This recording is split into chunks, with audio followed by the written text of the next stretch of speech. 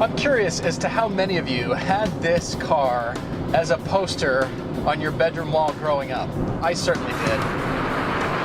I remember loving this car. So many of you have said, please, please drive the Acura NSX or the Honda NSX if you prefer. And here we are in a 1995 NSX-T.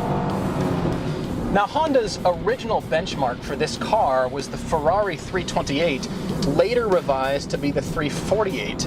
But what happened was, Ferrari was put on notice. No longer could their cars just be fast and sexy. They had to be reliable too. It is not uncommon for a lot of NSX owners to get 200,000 or more trouble-free miles out of their cars. And when it did enter the US market, this was an expensive car.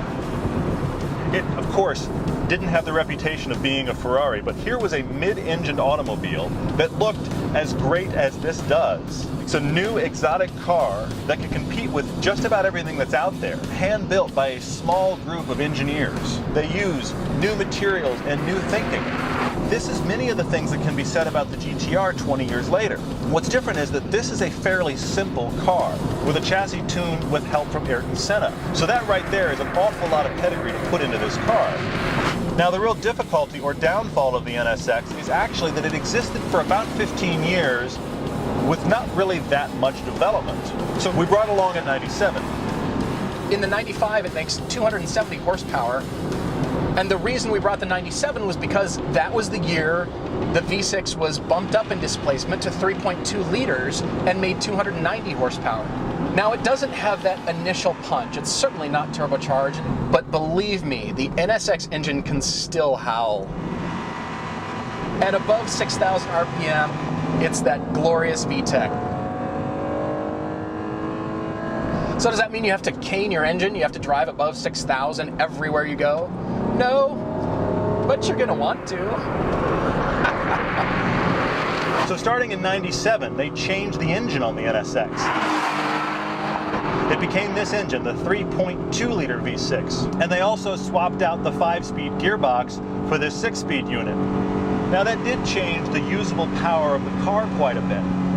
Strangely though, I find myself preferring the gear ratios of the 5-speed.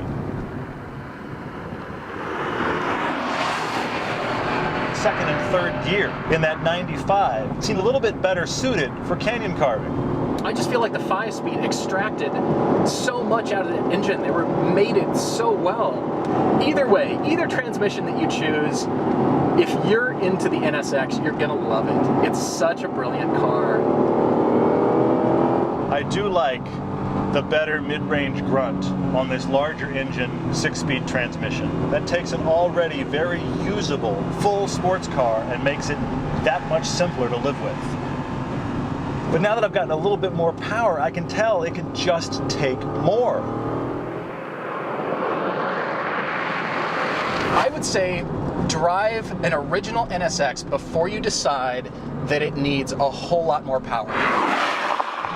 I'm amazed. It just keeps getting better and better the faster you go.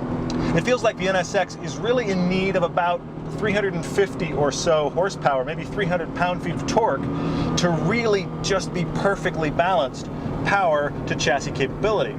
It's still crazy fun, but it feels like that's what this car should have had stock. It would still be remarkably competitive today.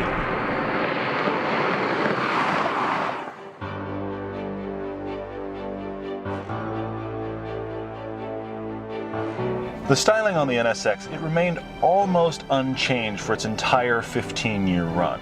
It has a real timeless beauty about it. In 2002, they did away with the pop-up headlights, but frankly, I think they're pretty awesome on this car. And everything about it is that kind of standard mid-engine arrangement. Really low nose, mid-cabin.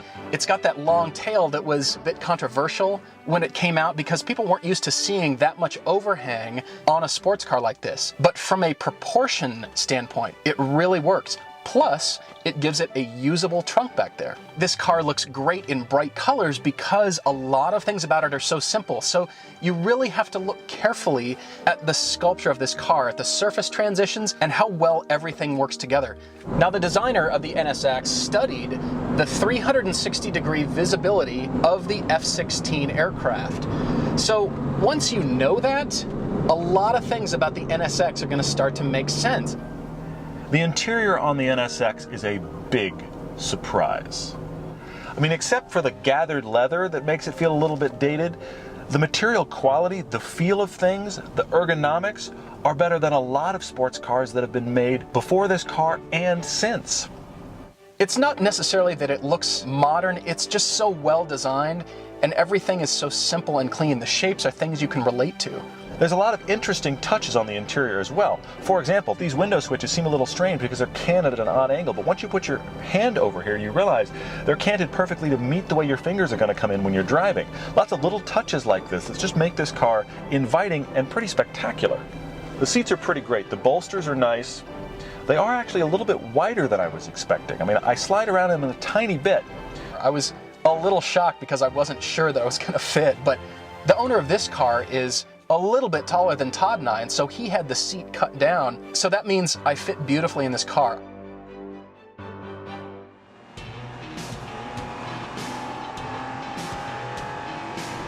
The NSX has a variable ratio, electric power steering rack. The biggest surprise about the steering is how really slow the steering rack is. Now you get used to it pretty easily, and it's got a lot of weight to it, so it asks you to be involved, but you've got an awful lot of arm travel on a canyon road. I'm still warming to it, but I think it's growing on me. Yes, you have to crank the wheel over further, but then you have such fine control of your corner. That's what makes this car so good. And this has traditional mid-engine handling, so 40% up front, 60% in the rear. You got to do your braking before the corner, find the apex, and put your foot in it. Definitely a car that you can settle and adjust with just the throttle. A little bit more body roll than I might like, but that's the tiny bit of sacrifice to make this car usable in all situations. I do feel like the suspension is a bit soft, but the NSX definitely still holds its own. It's one of those cars you can tell over time it will make you a better driver. It's not going to save your ass that much.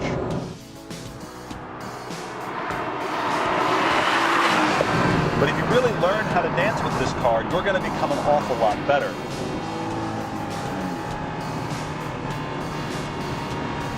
The tough thing about the NSX as a used car is that, well, the prices are kind of all over the place.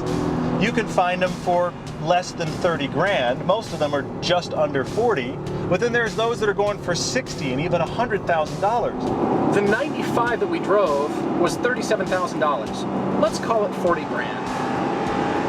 For 40 grand, you can get a whole lot of Porsche Cayman S.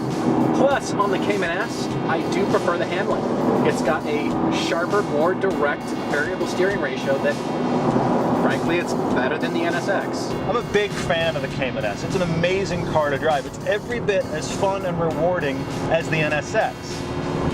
But there's something here, intangible, analog, that makes this car unique and special. You're not going to win a bar fight on stats with the NSX, and that's really not what it's about. You need heavy horsepower, you need to be somewhere else. But in driver involvement, this is up there, especially for 30, 40 grand. Not for 60, but for 30, 40 grand, hell yeah. I really like the NSX, but the prices still seem to be very high and they fluctuate all over the map. The problem is, for a good car, this car was $37,000 for a nearly 20-year-old car. I can't justify that kind of money when there's so many other brilliant cars on the market for that kind of money. The interesting surprise for me is that I realize as we're coming to a close, I'm going to miss this car. I mean, that's kind of the biggest endorsement I can give it, is that I wish I had more time. I wish I could get to know it better. Because of the balance, because of all the pieces that are so well engineered and work in harmony in this car, I know that if I had one, I would grow to love it even more.